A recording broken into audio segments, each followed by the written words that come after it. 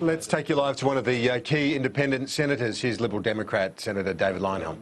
No, I don't disagree with him having a try. The problem is that South Australia is the only state involved in the Murray-Darling Basin Plan which has not so far incurred substantial pain. Queensland, New South Wales and Victoria have incurred enormous pain because of water buybacks. That hasn't affected South Australia, and yet there's Nick bleating away for South Australia saying, "Oh, give me more water." It's you know, I don't think it's at all the right thing to do for the country. And you know, South Australia struggles to build the air warfare destroyers.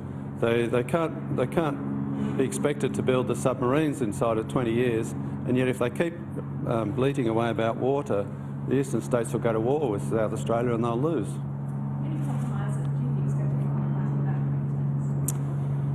compromising that? It sounds like there's going to be some sort of a compromise on the backpacker tax. The government is telling porkies on it. It won't go to 32.5% on the 1st of January if nothing passes. That's a fib. The fact is most backpackers qualify as residents for tax purposes.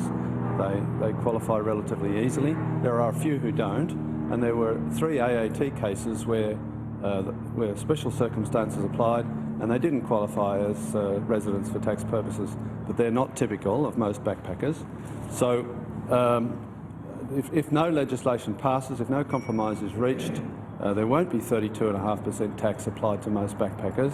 However, there does seem to be an appetite for some sort of number, and I'm opposed to increasing taxes. I'm always opposed to increasing taxes, but I'll vote for the lowest tax possible if it has to be anything other than zero.